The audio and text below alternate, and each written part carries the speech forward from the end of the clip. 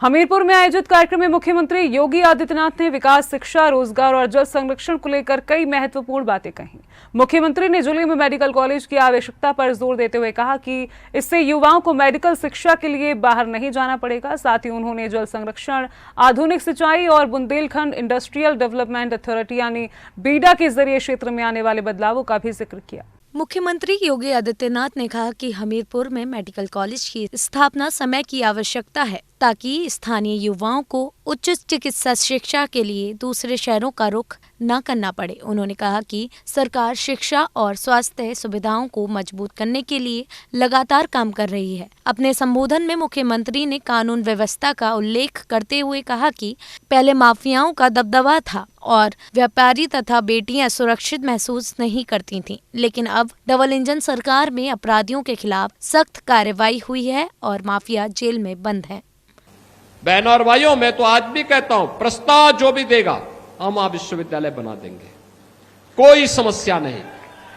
राज्य सरकार सहयोग करने को तैयार है, लेकिन याद रखना विश्वविद्यालय एक विराट सोच का प्रतीक होता है। उस विराट सोच के अनुसार प्रस्ताव देंगे, तत्काल कार्रवाई होगी, उसके एक्ट बनाने पड़ते हैं, प्रक्रिया में समय लगता है और जितना समयबद्ध तरीके से आप आगे बढ़ाएंगे हम उन चीजों को उतनी तेजी के साथ जमीनी धरातल पर उतारने का काम भी कर देंगे। हां, मेरा मानना है हमीरपुर में मेडिकल कॉलेज का भी निर्माण होना चाहिए। हमीरपुर के नौजवानों को मेडिकल की पढ़ाई करने का अधिकार होना चाहिए।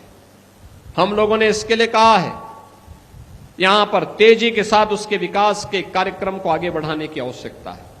सीएम योगी ने जल संरक्षण को लेकर चिंता जताते हुए कहा कि मानसून में देरी और कम बारिश की आशंका के बीच जल की एक एक बूंद बचाना जरूरी है। उन्होंने लोगों से पानी का दुरुपयोग न करने और सिंचाई के लिए आधुनिक एवं वैज्ञानिक तकनीकों को अपनाने की अपील की। मुख्यमंत्री ने खनन क्षेत्रों में बड़े पैमाने पर पौधारोपण अभियान चलाने का भी आह्वान किया और कहा कि पर्यावरण संरक्षण के बिना विकास अधूरा है।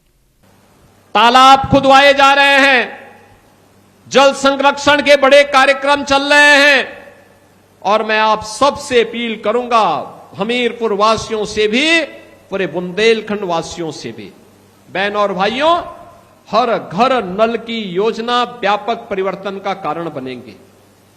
अर्जुन सहायक हो, करवई का हो या फिर यहां पर रतौली बांध की हो, भावनी बांध की हो, कचनौदा बांध का हो, मझगांवा एवं चिल्ली स्प्रिंकलर सिंचाई परियोजना का हो या केन बेतवा की परियोजना का,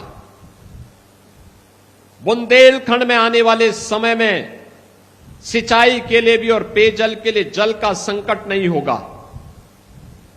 लेकिन हमारी भी जिम्मेदारी बनती है एक नागरिक कर्तव्य के रूप में जल संरक्षण का कार्य करना, एक एक बूंद जल का संरक्षण करना। जैसे इस साल अभी आप देख रहे होंगे, आज 21 जून हो गई है, अभी तक मानसून नहीं आया है। ये जो बादल दिखाई दे रहे हैं ना, ये तो चूंकि हम लोगों का दौरा हो रहा था तो भगवान ने कहा होगा कि ज्यादा गर्मी न हो, इसलिए जो है थोड़ा बहुत देखने को मिल रहा है। लेकिन अब तक बरसात होनी चाहिए थी, मानसून आना चाहिए था।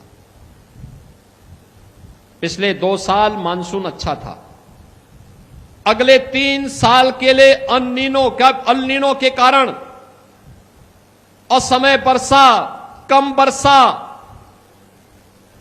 इसकी अभी से चेतावनी आ रही है और मेरा आप सबसे अपील होगा, जल की एक एक बूंद को बचाना। हर घर नल योजना का मतलब नहीं कि टोटी खुली है तो खुली ही रह जाए। हमारा दायित्व हम उसको बंद करें, चोरी न करने दें, पेयजल का संकट न हो, जितने जल की आवश्यकता हो उतना ही हम उसमें लें, अनावश्यक रूप से खर्च नहीं करना चाहिए।